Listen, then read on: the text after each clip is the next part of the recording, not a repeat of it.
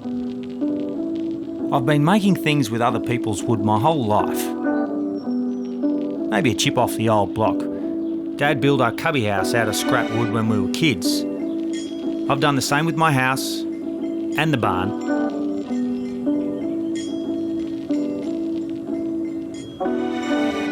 Wood is the world's fundamental resource. It covers 30% of land. We cut it down to make things.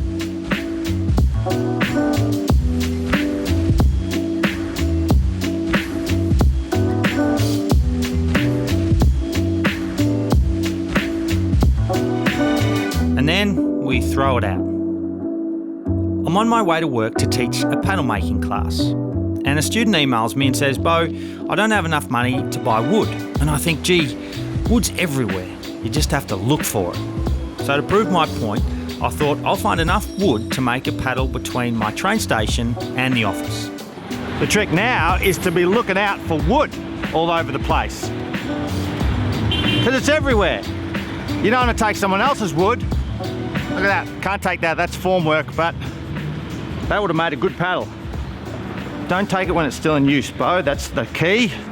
Okay, so people leave wood where other people can't see them leaving wood. So train lines and sort of back alleyways and little walking paths behind people's fences are excellent. I walk this a couple of times a week and I reckon it's going to be full of usable paddle making wood. The hardest bit, I reckon, is going to be finding a paddle shaft. I'm not sure how much this is outdoor education. I suppose I'm outdoors and I'm educating. I don't think I should take that guy's fence. Half the learning is to be really observant. Well, this is kind of like beach combing on the way to work or train line combing. The story of stuff is fascinating. What have we here? Oh, I think we have ourselves a paddle. What a wonderful repurposing of timber, of a tree. What great repurposing of a tree. So I'm arriving at university, the hustle and bustle is behind me, and so my 2.5K walk from the train station to my office, and I have the ingredients for a canoe paddle. Quite exciting. So here's all the loot. This was always going to be the hardest bit to find, which was a really nice shaft. And it's even got the spiky end that you'd put into the dirt is representative of what I'm going to do with the handle. So now what I need is the other end. I need some bits for the blade either side of that, and that's what this little pallet's going to be. Pull apart some of the bits of the pallet. Make sense? Doesn't make sense at all, does it? One of the key things of outdoor education is to teach people about how we're connected to the world. There's huge potential in a bit of crap timber that's been thrown away by someone because it's going to teach me how to make a paddle and then paddle me down a river, which is amazing. That's empowering, that is outdoor ed.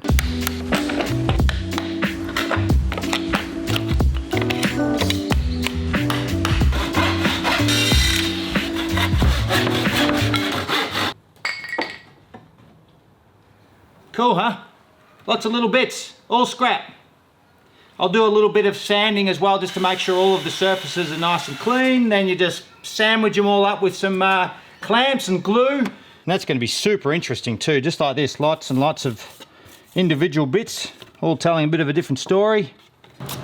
That'll all come off.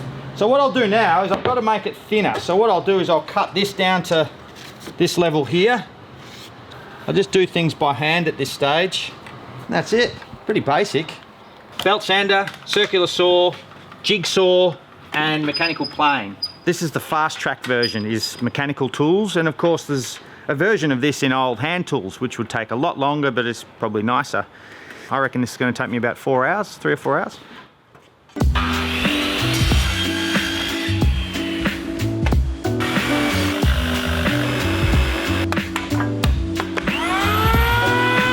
Yeah, you got to be prepared to really rip into it for these first sort of hour or two to get the weight down and get it to pretty close to your sort of general thickness.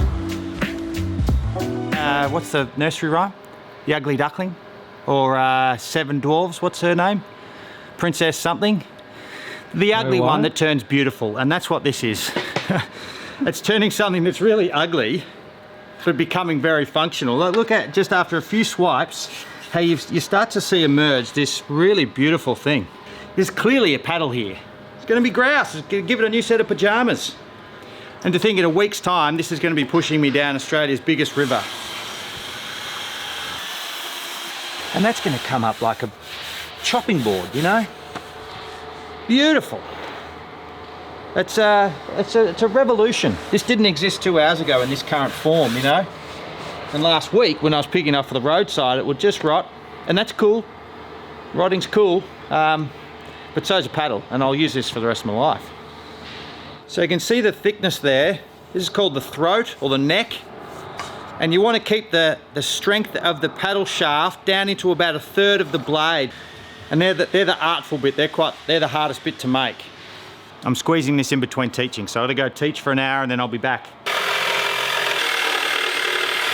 So I need a handle now, so I don't really have one. Didn't find one, or a nice piece of hardwood that's a bit bulbous, but I did see a branch out here that I reckon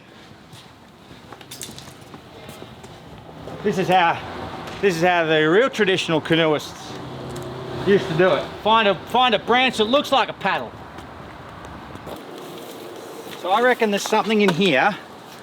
I could make a cut. It's hardwood, but it's pretty split. The handle and the tip of the end of the paddle get banged around the most, right? So they need to be the hardest of woods. You know, it's kind of got paddle written all over it.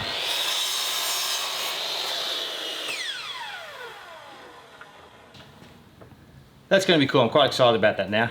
Be a bit funky, but that's the point. Oh yeah. Okay, it is the experiment, the weird handle. Okay, so let's give it some weird cuts.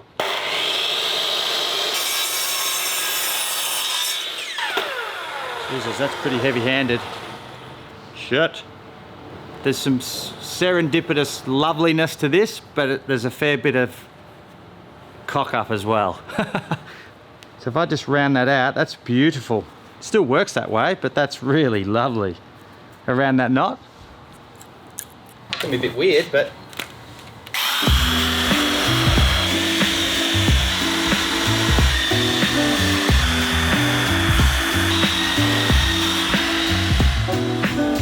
this is where you can be really fussy. It's done, you know, it's perfectly functional now as a paddle. Everything from this point on is just how pretty it is. And pretty being beheld by the person holding it. I'm tempted now just to give it a coat. Sign this baby off. I'm just going to rag on the polyurethane. Awesome. Just look at the luster it gives. It's magnificent. It's exciting. This is cool. So we paddle off tomorrow, and just to put one more coat on the blade, just to do it in place. I don't have a brush, so I'm just going to do it with a bit of rag. There you go, I'll be ready to go tomorrow.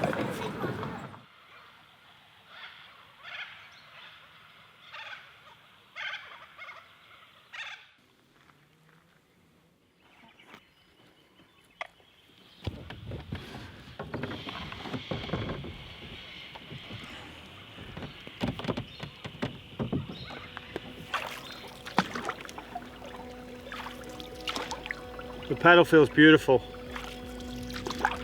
Just right with my hand, even a little nook of a tree branch.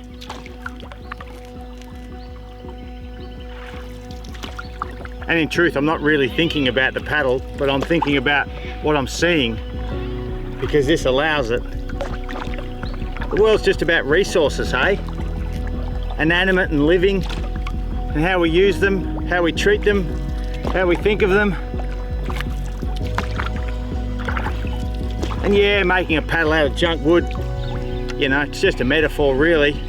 But if you go through with the process, and this is what it ends up doing and being,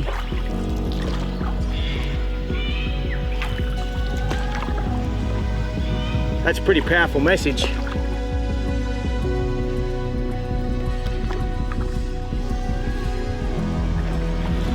I was going to end this film on a beautiful big drone shot, you know, and you'd be all inspired. You see this big landscape and this big river, song starts, you know, there'll be some strings in there, someone on a violin. You're thinking, wow, I'm gonna make myself a paddle. I'm gonna go find me a bit of river like that.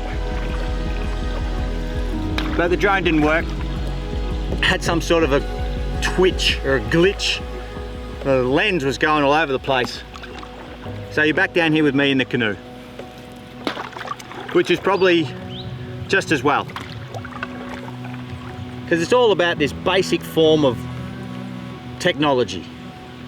Just banging a whole bunch of scrap wood together to make something beautiful and purposeful and functional. Tells a story and it paddles you down a river, which is really the whole point, the experience of this.